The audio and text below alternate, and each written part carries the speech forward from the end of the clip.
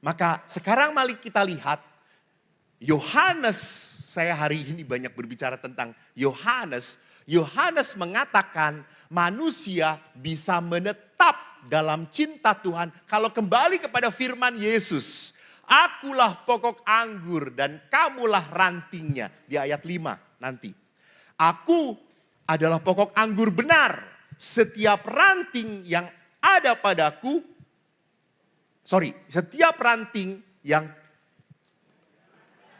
tidak berbuah, yang tidak berbuah dipotong. Dan setiap ranting yang berbuah dibersihkan supaya ia lebih banyak berbuah. Kamu memang sudah bersih karena firman yang telah kukatakan kepadamu. Dan Yesus berkata di ayat 5, kamu akulah pokok dan kamulah rantingnya.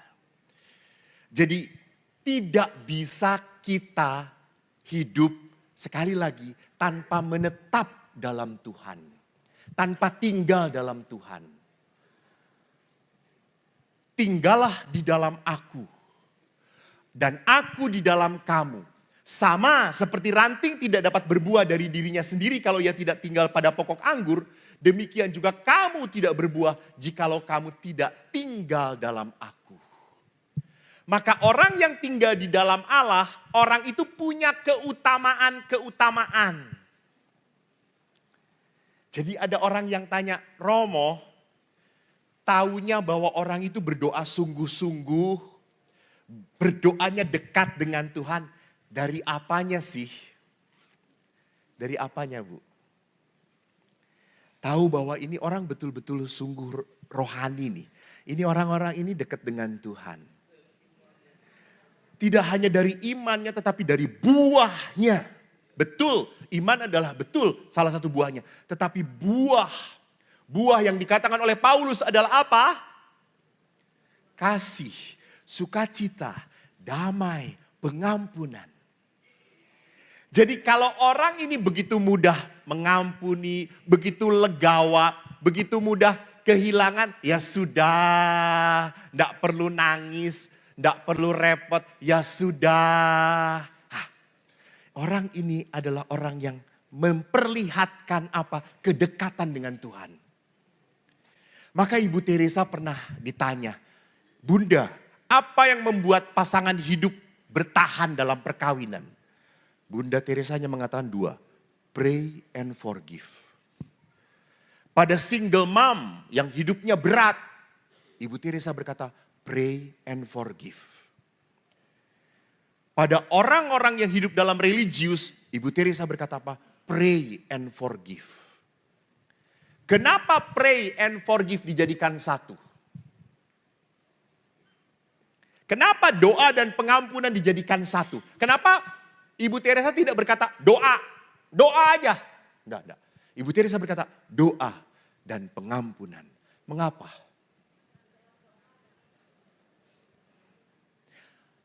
Orang hanya bisa mengampuni kalau berdoa.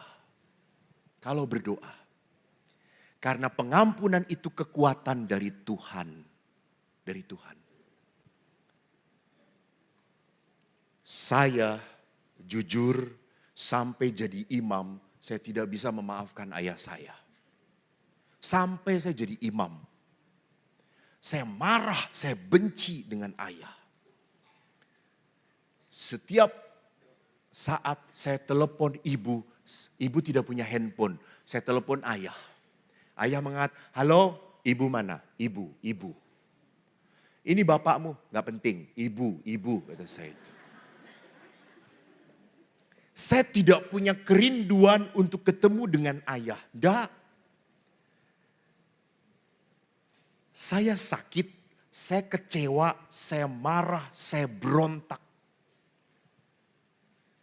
Sampai akhirnya apa? Dosen rohani saya, profesor rohani saya di Filipina yang mengingatkan, Eko, kamu punya beban berat relasimu dengan ayah. Tolong bereskan. You must pray so you can forgive your dad. Dan saya berdoa, saya doanya apa? Tuhan semoga ayah saya bertobat, apa yang terjadi enggak tobat-tobat sampai sekarang. Enggak, salah. Saya berdoa Tuhan, rendahkan hatiku, rendahkan hatiku. Dan saya akhirnya datang kepada ayah saya. Bukan saya berkata, ayah ingat, kamu banyak memaafkan anakmu. Kamu banyak melukai anakmu. Anakmu sekarang jadi pastor. Jangan macem-macem. Enggak. Saya ngomong kepada ayah, terima kasih. Kau mendidik aku dengan keras. Kau pukul aku, kau hajar aku. Kau selalu hina aku. Dan saya ingat, karena aku dipukul, karena aku dihajar, aku jadi pastor seperti ini.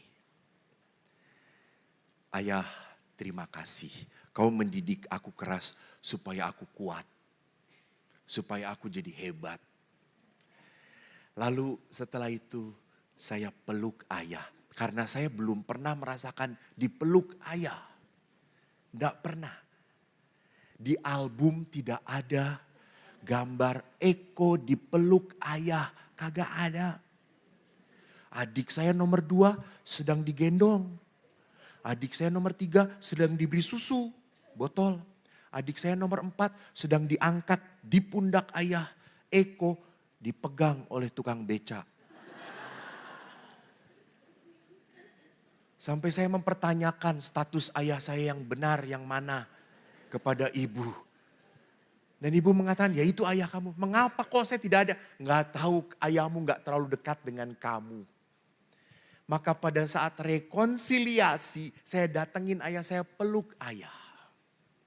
Saya peluk ayah dan saya diamkan, saya rasakan kehangatan. Dan ayah berkata, terima kasih. Saya punya anak seperti kamu. Dan sekarang saya begitu dekat dengan ayah saya. Seminggu sekali saya ngobrol dengan ayah. Saya telepon ayah. Kemarin ayah saya mengeluh, ayah saya sudah 82 tahun. Mulai budek dan habis giginya. Dia mengatakan, aku ingin beli alat bantu dengar. Lalu saya mengatakan, ya beli pak, beli. Bapak sudah kumpulkan uang, sudah kok. Tapi kok alat bantu dengar itu mahal ya kok. Berapa? 17 juta. Ya sudah beli aja bapak. Bapak pikir 8 juta. Sisanya mau beliin bapak gigi palsu. Sudahlah, yang penting alat bantu dengar aja dulu. Lalu dia belikan. Dia seneng. Karena dia selalu mengeluh, dia itu sekarang suka nanam-nanam cabai di rumah. Dan tiba-tiba 2 hari kemudian cabainya hilang. Dia selalu ngomong, ini tetangga ini pada mencuri. Enggak pak, bukan mencuri. Mereka ngomong, cuma bapak enggak denger. Bapak kan tuli gitu. Oh minta ya, gitu kan bapak enggak denger toh. Enggak, mereka mencuri. Gitu. Lalu setelah pakai bantu denger, dia baru sadar, iya mereka izin. Baru denger sekarang bapak gitu ya. Lalu setelah nyaman dengan alat bantu dengar, beberapa minggu yang lalu bapak saya datang, Pak gimana? Enak. Tapi kok aku enggak bisa makan nyaman nih kok. Giginya masih enggak punya. Saya kalau daging cuma dimut-mut. Ya udah Pak, nanti aku beliin. Bener kok? Iya. Gigi palsu yang second ya Pak. Bapak saya kaget lagi. Emang ada yang second ya kok? Ada. Kan yang orang mati enggak dibawa mati Pak. Nanti untuk Bapak Pak. Lalu bapak saya berkata, kamu melukai bapak ya. Enggak lah pak, kata saya. 2 bulan kemudian saya nabung, lalu saya beri. Nih beli yang terbaik dari anakmu. Lalu bapak buka, ih banyak sekali. Ah Sultan.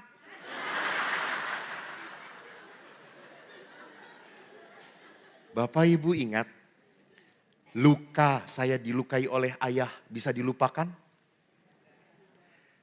Tetapi saya bisa mencintai lagi. That is forgiveness.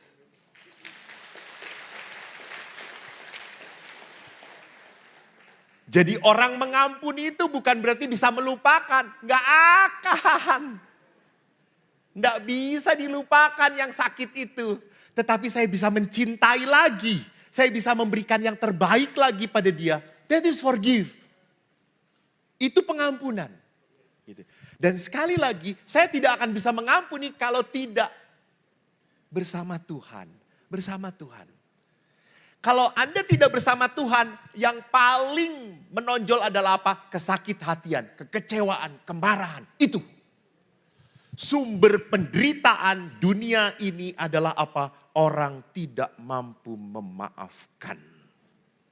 Dan bukan hanya tidak mampu, tetapi tidak mau memaafkan.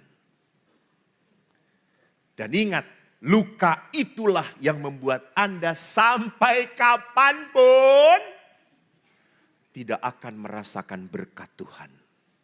Saya tidak mengatakan Tuhan tidak akan memberkati. Tidak. Tuhan memberkati. Tetapi Anda tidak akan merasakan berkat Tuhan. Kenapa? Karena hati Anda dipenuhi dengan apa? Marah. Jengkel. So, tinggal di dalam Allah supaya kita bisa berkata apa? Let go, let go, let go. If you cannot let go, you pray. So you let God. You let God. Biarkan Tuhan yang memampukan kamu. Saya tidak bisa, saya tidak mampu, pastor. Betul, betul. Berdoalah, berdoalah. Mampukan Tuhan supaya saya bisa, supaya saya bisa.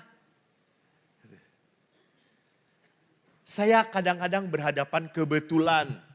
Saya tinggal di OSC. Saya dewan dengan provinsial harus mendampingi beberapa pastor. Ada pastor-pastor yang sulit sekali. Susah sekali. Walaupun sudah jadi pastor masih kekanak-kanakan. Kita harus panggil mereka. Kita harus ngobrol dengan mereka. Ada satu pastor waktu itu, ini orang berat ini. Kakak kelas saya. Dan kita di dewannya adalah adik-adik mereka. Adik-adiknya dia. Kita junior, dia senior banget. Dan kita harus memanggil senior banget. Untuk ditegur. Untuk diberitahu. Asli saya itu sebelum rapat, sebelum memanggil. Saya berdoa. Tuhan lembutkan kami. Lembutkan kami. Tuntun kami. Tuntun kami. Dan Bapak Ibu apa yang terjadi? Itu pastor betul-betul tidak membela diri sama sekali. Dia betul-betul taat. Ya, saya salah. Saya salah. Saya akan berubah. Sampai kita, oh my God. Kok gampang banget sih? Itu.